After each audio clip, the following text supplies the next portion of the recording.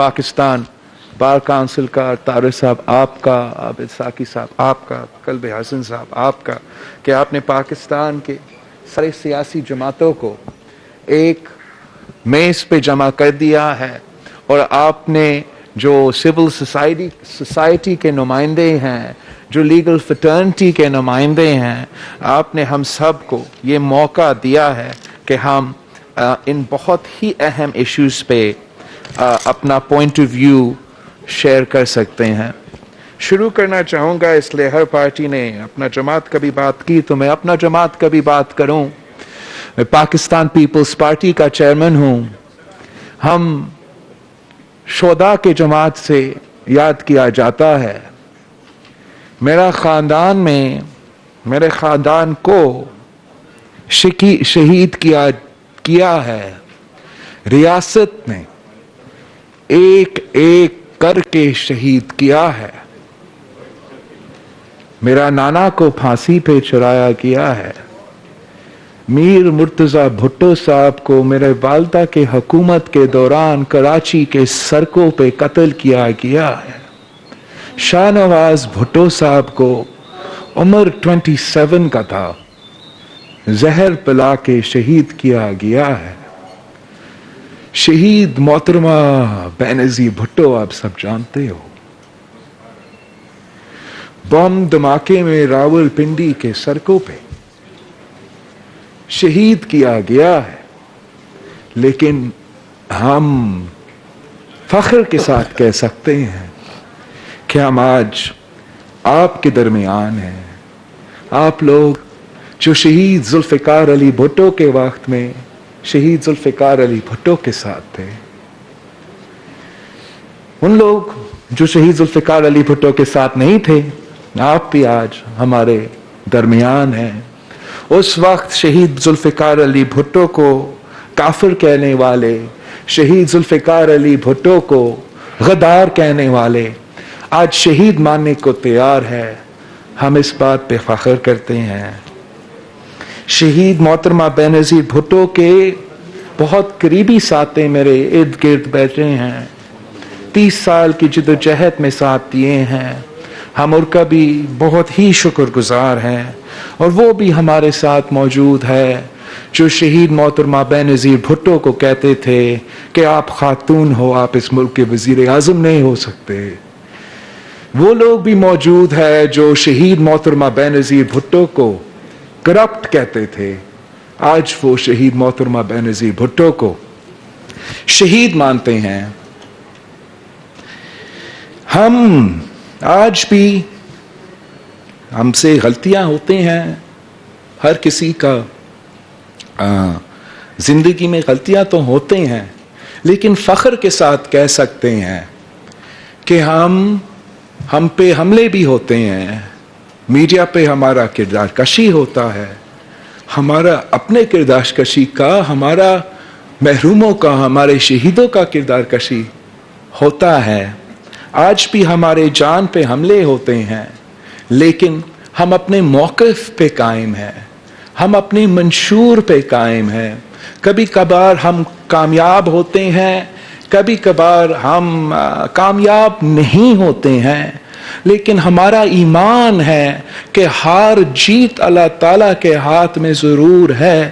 محنت میرا Pakistan Peoples party اور اس ملک کے سیاسی کارکن نے کیے ہیں، جس سے آج تک جو ٹوٹی پھوٹی اکا دکا جمہوریت رہا ہے، جو تھوڑا سا میڈیا کا آزادی کا سپیس ہے، جو میرے مزدوروں کا، میرے کسانوں کا قانون کاغذی تو صحیح مگر کاغذ پہ موجود ہے، وہ ان قربانیوں کا اور ان جدوجہد کا نتیجہ ہے۔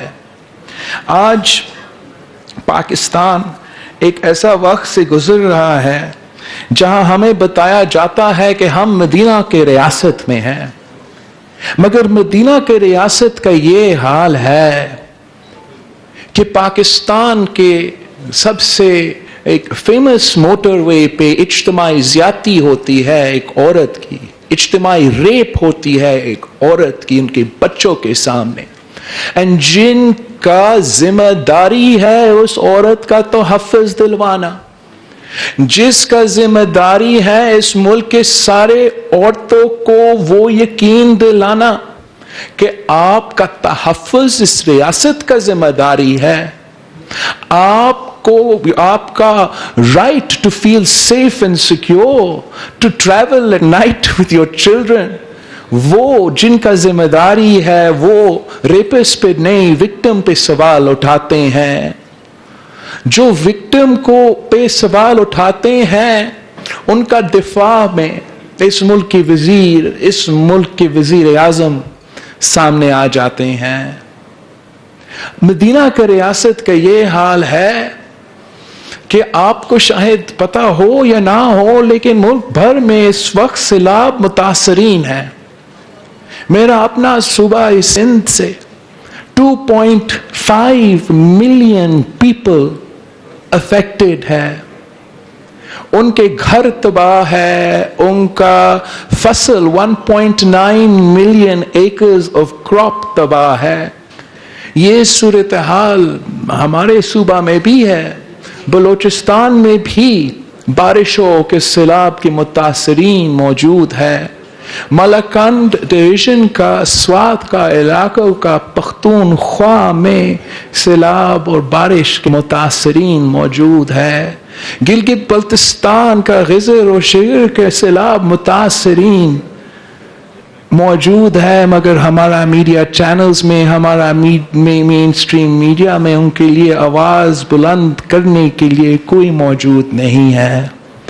ہمارے سیاسی جماعتوں کو یاد ہوگا کہ 2011 میں بھی جب بارش اور سیلاب آیا تھا تو ریاست پاکستان اور سب سے اہم کردار اس وقت وفاق کا تھا، نے صف اول کا کردار ادا کیا تھا.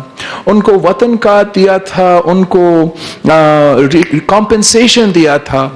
آج ہمارا سیلاب متاثرین لاوارث ہے، ان کو سنبھالنے کے لیے، ان کو کمپنسیٹ کرنے کے لیے کوئی تیار نہیں ہے. اور ہم اپنے آپ کو مدینہ کے ریاست کہتے ہیں. ہم اس ملک کے اہم ترین جب لیجسلیشن کرنے جاتے ہیں وہ ہم ایک آزاد ماحول میں نہیں کرتے. آج تک جو اس نیشنل اسمبلی میں اہم لیجسلیشن ہوا ہے، امپورٹنٹ لیجسلیشن ہوا ہے، وہ رولز کو انڈرمائن کر کے، ہمارا آئین کو انڈرمائن کر کے، ہمارا پارلیمان کو بے اختیار کر کے زبردستی سے پاس کروائے گئے ہیں. آپ کو جو مختلف رائے ہے، جو دوسرے سائڈ کا رائے ہے، آپ کو موقع ہی نہیں دیا جاتا. اگر میں کل کا نیشنل جوائنٹ سیشن کا اگزامپل آپ سب کے سامنے رکھوں، جس میں ہمارا اسپیکر صاحب ہمارا ووٹ کا ری کاؤنٹ کے مطالبہ پہ ساتھ نہیں دے رہا تھا. ہمارا حق ہے کہ ہر ووٹ پہ وہ ہمارا تعداد گنے. اگر ہمارا ووٹ نہیں گنا جائے گا، ہمارا آواز نہیں سنا جائے گا، تو ہم جیسے جماعتیں بھی مجبور ہوں گے.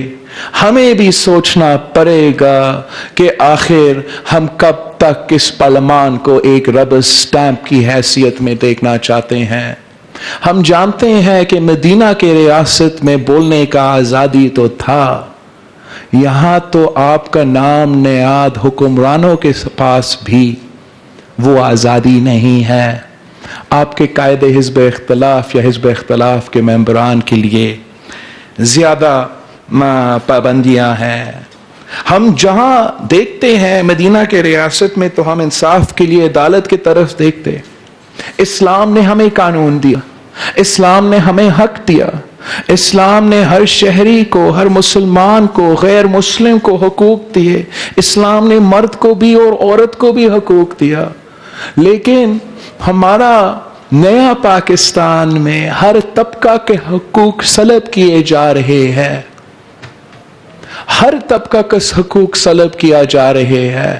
ہمارا تو آپ عادی ہو ہمارا کمپلین سننے کا، نیشنل اکاؤنٹیبلٹی بیورو کا، ہمارے اسٹیبلشمنٹ کا دباؤ کا. لیکن اب ہمارا جو میڈیا کے ساتھی ہیں، میں ان کا بات نہیں کر رہا ہوں، جو بہادر صحافی ورکر ہے جیسے ہمارا متی اللہ جان صاحب یہاں بیٹھا ہے، اسد طور صاحب بھی نظر سے گزرا تھا، مالکان جو ہمیں دھمکی دیتے تھے، جو جمہوری حکومتوں کو کہتے تھے کہ ہم حکومتیں بناتے ہیں اور ہم حکومتیں کراتے ہیں، وہ آج پابندیاں اور مشکلات کا سامنا کر رہے ہیں۔ کل جو سلیکٹڈ ہوتے تھے، پہلے جو ایک دوسرا سیاست کا عادی تھے، وہ بھی سب مجبور ہو گئے ہیں کہ انقلاب کا نعرہ اٹھانا پڑا، عوام کا نعرہ اٹھانا پڑا، ووٹ کا نعرہ اٹھانا پڑا، انصاف کا نعرہ اٹھانا پڑا۔ اور آج ہمارا بہت ریسپیکٹیبل، بہت سینئر بار کے ممبرز، لائرز نے ہمیں ایک جگہ پہ یونائٹ کیے ہیں، لیکن میں نے آپ سب کے سامنے ایک کمپلینٹ رکھنا ہے، ایک شکوہ رکھنا ہے۔ میں نے آپ سے پوچھنا ہے، چاہے آپ میرا لیفٹ سے بیٹھے ہو یا رائٹ پہ بیٹھے ہو، جب پاکستان پیپلز پارٹی اور شہید محترمہ بینظیر بھٹو، صدر آصف زرداری نے افتخار چودھری کے وقت آزادی عدلیہ کے موومنٹ کے وقت پاکستان پیپلز پارٹی کا ایک انڈیپینڈنٹ موقف سامنے رکھنا چاہا، کیا آپ نے پاکستان پیپلز پارٹی کے موقف کے ساتھ دیا، یا آزاد جوڈیشری کے نام پہ ہمارا جوڈیشری کو بھی ایک اتھارٹیرین ادارہ بننے کا نہ چاہتے ہوئے ساتھ دیا؟ میں پوچھنا چاہوں گا کہ کیا دھاندلی، آمریت، سلیکٹڈ میڈیا کا آزادی، کیا وہ صرف اور صرف پاناما کے بعد شروع ہوا؟ جب پاکستان پیپلز پارٹی اینٹ سے اینٹ پہ جانے نکلے تھے تو باقی سب نے ہمیں کیا کہا کہ ہم صرف اپنا کرپشن بچانے بیانات دیتے ہیں۔ جب ہم اب روتے ہیں، کہتے ہیں کہ 18ویں ترمیم NFC ایوارڈ نشانہ پہ ہیں، اب ہم بہت خوش ہے کہ ہمارے ساتھ بہت سے جماعتیں بھی کھڑے ہیں، بہت سے آوازیں کھڑے ہیں، لیکن ایک وقت تھا جب ہم کہتے تھے کہ یہ ہمارے ساتھ کیا جا رہا ہے اس لیے کہ ہم نے 1973 کے آئین کو بحال کیا 18ویں ترمیم کی صورت میں۔ ایک وقت ایسا تھا جب ہم کہہ رہے تھے کہ یہ سب کچھ ہو رہا ہے، کیا جا رہا ہے، اس ملک کا وفاقی جمہوری لیفٹ آف سینٹر جماعت کو، جو اس کا نیشنل پریزنس ہے، اس کو پولیٹیکل انجینئرنگ کے تحت زبردستی ایک صوبہ تک بھانٹا جا رہا ہے، تو ہمیں نہیں سنا گیا۔ ہم سارے جماعت جو یہاں بیٹھے ہیں ان کے اپنی کمپلینٹس ہیں اور ہم سب سے غلطیاں ہوئے ہیں، لیکن جو 3 پوائنٹس پاکستان بار کونسل نے ہمارے سامنے رکھے ہیں، یہ نئے پوائنٹس نہیں ہیں۔ اگر ہم کل نہیں تو آج ہم ان تینوں پوائنٹس پہ تو متفق ہو جائے۔ کچھ چارٹر آف ڈیموکریسی میں تھا کہ ہم ججز کے اپوائنٹمنٹس کیسے کریں گے، چارٹر آف ڈیموکریسی میں تھا کہ ایک کانسٹیٹیوشنل کورٹ ہوگا جس میں سارے صوبے کی نمائندگی بھی ہوگا۔ چارٹر آف ڈیموکریسی پہ ہم نے بہت کام کیا تھا، جو کام رہتا ہے وہ جوڈیشری سے متعلق ہے۔ ہمیں موقع تھا، ہم کرنے چاہا، ہمیں نہیں کرنے دیا۔ 19th امینڈمنٹ کا ذکر کیا گیا۔ 19th امینڈمنٹ میں 100% اگری کرتا ہوں، زبردستی ہمارا پارلیمنٹ سے پاس کروایا گیا اور ایک ادارہ کی طرف سے ایک صاف دھمکی دی گئی کہ 1973 کانسٹیٹیوشن کی بالادستی کا بحالی جو ہم نے 18ویں ترمیم کی صورت میں کیا تھا، جس کے لیے شہید محترمہ بینظیر بھٹو نے 30 سال جدوجہد کی اس نعرہ پہ کہ 1973 کی کانسٹیٹیوشن کو بحال کرو، جس کی جدوجہد میں شہید محترمہ بینظیر بھٹو شہید ہوا، جو میرے پارٹی مختلف جماعتوں کے لوگ جیل بکتے، ایگزائل بکتے تاکہ ہم یہ کانسٹیٹیوشن بحال کریں، اس میں ایک لائن کی وجہ سے کہ ہم نے پارلیمان سے، پارلیمانی ممبرز کے انپٹ سے، لیگل فٹرنیٹی کے انپٹ سے، آپ کے بار کے ممبر سے انپٹ سے ججز کا فیصلہ کرنا ہے، اس کو انہوں نے ایک تھریٹ کے تحت سے دیکھا۔ نہ صرف ہمارے جوڈیشری کے جو ممبران ہیں، ریسپیکٹیبل ممبران ہیں، مگر ہمارے سیاسی جماعتوں کے ساتھی نے بھی اس کو شک کی نگاہ سے دیکھا تھا، اور ایک دھمکی کے نتیجے میں 19th امینڈمنٹ پاس کیا گیا، اور دھمکی یہ تھا کہ آپ کا 1973 کانسٹیٹیوشن، آپ کا اسلامی وفاقی پارلیمانی نظام جو اس ملک کو جوڑتا ہے، اس کو ہم اڑا کے رکھ دیں گے۔ اگر قانون سازی زور اور دھمکی سے کیا جائے گا تو اس قانون سازی کا کوئی مستقبل نہیں ہے، اس پارلیمان کے کوئی مستقبل نہیں ہے، جیسے ہمارا سینئر صحافی سہیل ورائٹ صاحب کہتا ہے کہ یہ کمپنی نہیں چلے گی۔ ہم نے جوڈیشل اپوائنٹمنٹس کا جو طاقت ہے، جو طریقہ ہے، عوام نے یہ فیصلہ کرنا ہے، عوام کا فورم پارلیمان ہے۔ میں ریکویسٹ کروں گا اس فورم سے کہ آپ اپنا ریزولوشن میں ڈالیں کہ 19th امینڈمنٹ ریپیل کرو، اور جو چارٹر آف ڈیموکریسی، جو 18th امینڈمنٹ اور ہمارے سب کا موقف ہے کہ ججز کا تعیناتی کا جو طریقہ ہے، اس میں عوام کا سب سے زیادہ رول ہونا چاہیے، اس میں ضرور بار کاؤنسل کا اور بار فورمز کا انپٹ ہونا چاہیے، اور obviously جوڈیشری کا انپٹ ہونا چاہیے۔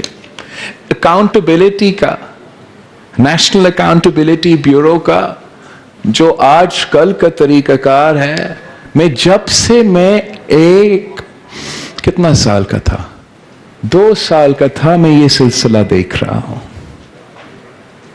میں نے شہید محترمہ بینظیر بھٹو کے ساتھ اس ملک کے عدالتوں کو اس عمر سے دیکھا ہے، اس ملک کے جو جیلز ہے، جو پریزنز ہے، تب سے دیکھتا آ رہا ہوں۔ افسوس کے ساتھ کہنا پڑ رہا ہے کہ آج تک ہم تو کرپشن کیسز تو بھگت رہے ہیں۔ شہید محترمہ بینظیر بھٹو کی زندگی میں کیا کیا کیسز نہیں لگائے گئے تھے، شکر الحمدللہ ہر کیس میں شہید محترمہ بینظیر بھٹو باعزت بری ہوئی، مگر افسوس کے ساتھ وہ ہمارے درمیان میں موجود نہیں تھی۔ To see her name being vindicated, the accusations against her being thrown out. آپ نے اگر یہ طریقہ اپنانا ہے اور آپ نے اس ملک کے ہر سیاستدان کو دباؤ کے تحت، ڈنڈا کے تھرو، عدالت کے تھرو چلانا ہے، تو آپ کوشش تو کر سکتے ہو، لیکن جیسے سہیل ورائٹ صاحب کہتا ہے، یہ کمپنی نہیں چلے گی۔ آخر جو آپ کا ایجنڈا آئٹم ہے، جو ہم سب کے لیے بہت ہی ضروری ہے، جس کے بغیر نہ میرے وکلا بھائی اپنا کام کر سکتے ہیں، نہ ہم سیاستدان اپنا کام کر سکتے ہیں، نہ ہمارے صحافی دوست اپنا کام کر سکتے ہیں، وہ ہے اپنا سول لبرٹیز، اپنے انسانی حقوق، اور ان پہ ہم سب سے ایک ही बयान आना चाहिए, एक ही बयानिया आना चाहिए, एक ही मुतालबा आना चाहिए कि सिविल लिबर्टीज पे, इंसानी हकूक पे हम कॉम्प्रोमाइज करने को तैयार नहीं हैं।